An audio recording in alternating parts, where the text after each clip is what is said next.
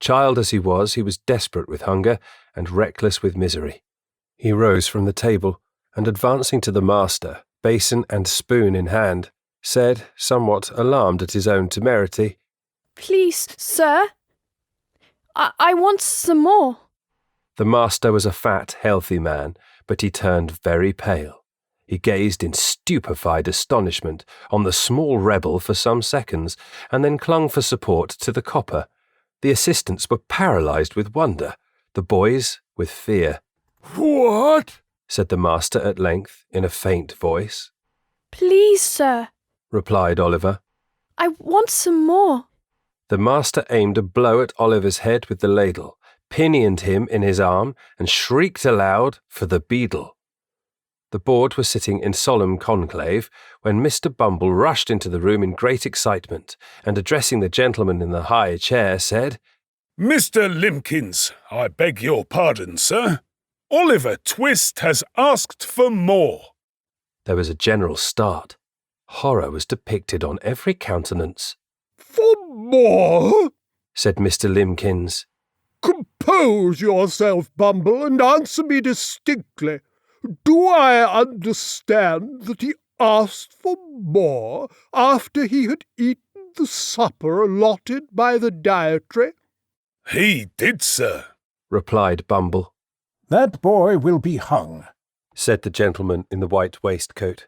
"I know that boy will be hung." "This is him, Fagin," said Jack Dawkins. "My friend, Oliver Twist." The Jew grinned, and, making a low obeisance to Oliver, took him by the hand, and hoped he should have the honour of his intimate acquaintance. "We are very glad to see you, Oliver, very," said the Jew. "Get up," murmured Sikes, trembling with rage, and drawing the pistol from his pocket. "Get up, or I'll strew your brains upon the grass." "Oh, for God's sake, let me go!" cried Oliver. "Let me run away and die in the fields. I will never come near London, never, never. Oh, pray, have mercy on me, and do not make me steal. For the love of all the bright angels that rest in heaven, have mercy upon me." "Bless his sweet face," said the old lady, looking after him. "I can't bear, somehow, to let him go out of my sight." At this moment, Oliver looked gaily round, and nodded before he turned the corner. The old lady smilingly returned his salutation, and, closing the door, went back to her own room. "Let me see. He'll be back in 20 minutes at the longest," said Mr. Brownlow, pulling out his watch and placing it on the table. "It will be dark by that time." "You really expect him to come back, do you?" inquired Mr. Grimwig. "Don't you?" asked Mr. Brownlow, smiling.